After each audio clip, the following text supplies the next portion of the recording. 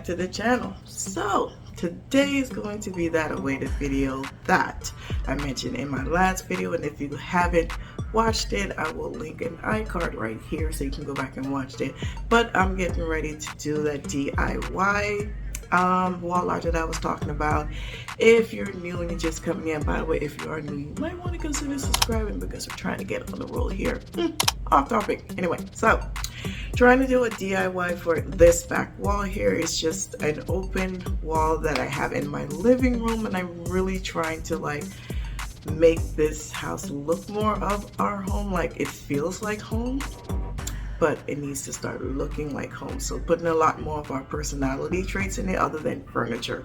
So I wanted to put some type of DIY decoration on this blank wall behind me. This is in the living room where I'm at, sitting on my couch, and we did rearrange and reconfigure our living room to try to get more of an open concept. And I really want to start putting some decorations on the wall and actually trying to utilize more of our wall space, given that our home is smaller in the living room, dining room area than where we previously lived. So what I'm gonna do now is go over the supplies that I'm going to be using for this project. I only had to go to Home Depot to pick up maybe 2 or 3 supplies, because the whole goal with this and the last video was actually called Shop My Garage for this DIY, was to find stuff that I have in my garage, that leftover products, items, supplies that I've used in other projects in my house, to try to come up with more cost-effective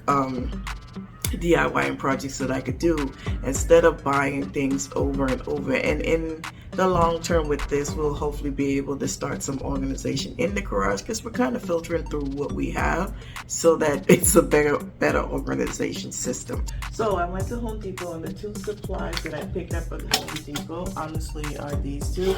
These are ceramic tiles, and you can buy them isolated or buy one. Sometimes they give it to you depending on how small it is. They have sample pieces, and sometimes you can get it for free. But these I actually had to pay for, I think because of the size, or maybe it changed. But this one was like $2.30 something, and this one was like $3.19. So overall I would say like $5 and change for the 2 tile pieces. And then I got this, which is a picture hanger hook, and it can hold up to 200 pounds. Now they have a different variety of picture hanging system that you can use, but because I know that I'm going to be putting a lot of stuff on the wood, kind of making it heavy, I wanted something to be able to support this, being that it's going to be over our couch where we sit. I don't want it to fall or anything, because it's going to be a heavy piece. I honestly don't know what the weight of it's going to be until after. Maybe we could try to weigh it. I don't even know, because we don't have that type of weight thing. Maybe we could use like a foot weight scale, I don't know.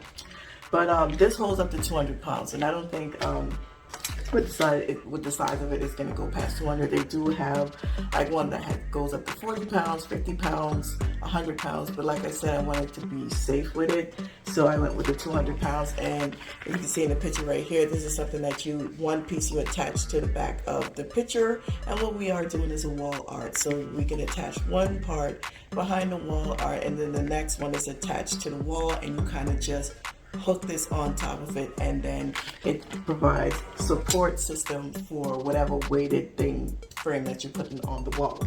So with that, I have this pre-mixed grout. I used this in my kitchen when I did my backsplash, and this is the charcoal one. So I think this is like $15 at Home Depot, but like I said, I had this, and I had quite a bit, and then hopefully it's enough. This tool, like a spatula, had this on hand because I used it again with the grouting system. This is an all-purpose glue. I do have gloves, have my mallet, sponge, have it on hand. Like, I would say these tools here, I already had. I would consider this is also something I have, because I did have it, but it dried up. I probably didn't seal it properly, so I had to buy a new one. But I do have a different type of glue. But yeah, but these I had on hand, and I do have my wood piece that I had in my garage, and that's already set up outside. So the first thing I'm going to do is I'm going to get a spare rag or a towel. I do have some somewhere. And I'm going to put my towel pieces in that towel and I'm just going to break it up. I do have 1 to 2 towel pieces in the garage that I have to get to kind of put in the mix with this because I don't want it to be just like all one tone. I kind of want it to have, a different color scheme kind of going on. So I'm going to get a towel with my mallet, wrap these towels in the towel, and then start to break it up. If you haven't guessed it right now, I am doing a mosaic type of DIY wall art.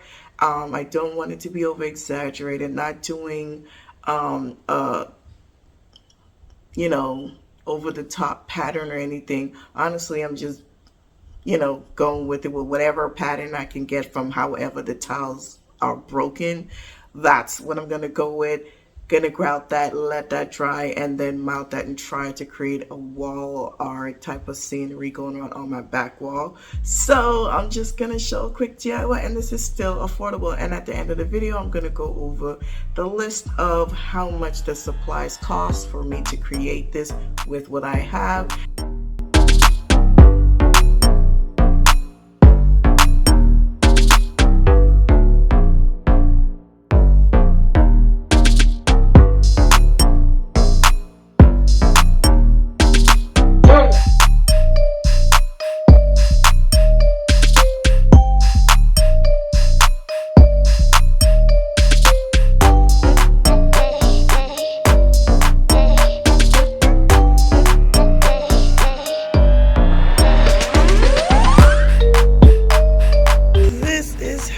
It is looking. Let me move my thingy. I glued it down. All the pieces are secured on, so now I'm gonna start trying to grout with that and see how much I can get on there. There's still a lot of spaces, but we're gonna see. So gotta start grouting, but this is how it looked. This is a part of the project where sometimes you have this premeditated thought that everything's going to go the way it's supposed to, and then you find out while you're doing it, it doesn't. So the plan was to grout the tile, and there were just too many spaces in the grout, so I just vetoed the idea. I took all the grout back up, and I came back and I spray painted it off camera. This was actually the next day when I came back and do it. I was frustrated with the fact that the grout wasn't working for me and whatnot, and sometimes for me, when I get frustrated with ideas, I kind of like to put a pause on it because I don't want to do something that's going to be more damaging than actually a result. So I went to sleep on it, come back the next day. My hubby and I streamed some ideas and came up with the idea of spray painting it, and I wanted to kind of two-tone and put the colors that I want in my living room in here, which is kind of that grayish goldish type of feel with a little bit of black in it.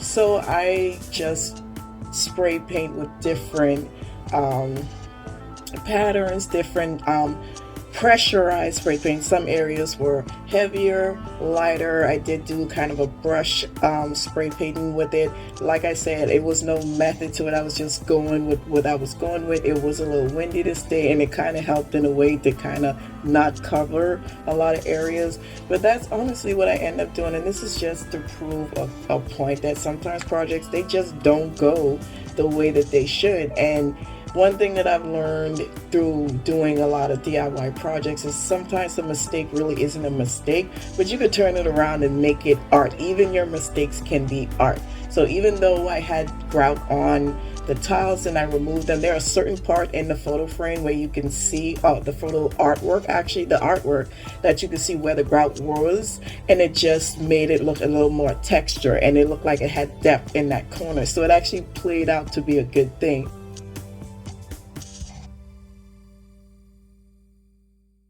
So while I was adding different textures to it, because I did went and add glitter, certain cracked glass onto it, because I wanted it to have different textures to this art piece, and I also wanted it to glisten in a way. As you can see, my hubby is in the background. He is actually building the frame for this artwork, and we did end up going back to Home Depot just to do this because we felt like it needed something, and it did. it did play a good part in this frame, because the frame actually held the base of the wood together. It made it more structural so that when we hang it on the wall, it had a good base. So all in all, it did more than just created a finishing touch look, but it actually played a purpose in keeping it solid so that when we hang it on the wall, everything is all together, given that this is a heavy piece.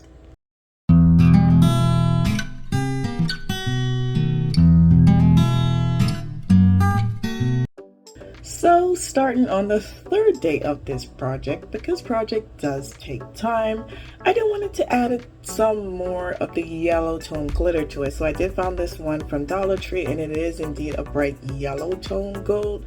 But for me, I felt like it was too yellow, like too bright, and it would have offset what I wanted in the living room. So I did went back in my stash and I found like a darker gold. It was a fine glitter, and it actually kind of toned the gold down a little bit, and that was more of what I was going for. So I did use the Mod Podge as an adhesive and a sealer for this, and then I kind of went through and I found this silver fine print that I had, and I kind of like used that as a transitional piece between the broken mirror glass or the cracked glass to the gold glitter, like a transition, and that kind of turned out nice. And it brought the painting out as like something that I wanted, because it was that itch that I like. It wasn't finished to me, so this, it made it more complete. And as you see, the frame is already set on it. I would recommend that you do the glitter part before you add the frame, because some of it did get on the frame when we have to knock the extra glitter off. But that's the result of, you know, glitter. And as you can see, this is kind of the hook that I mentioned earlier in the video for the hanging part of the art piece.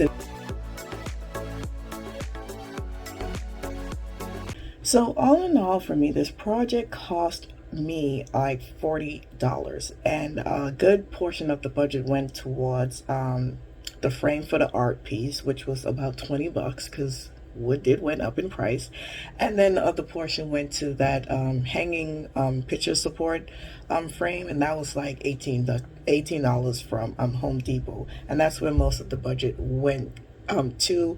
A lot of the project, a lot of the pieces I already had on hand, so that's what gave me a rough estimate of 40, which indeed is still affordable, because if you look up mosaic pieces or mosaic wall pieces of this size, you're looking to spend $200, $300, $400. I've even seen some that's up in the thousands, because this project, if you notice throughout this video, it took me 3 days to complete. So something like this is not about how simple it is, it's about the amount of time that you have to put into it, plus the material, and that is why something like this is highly priced.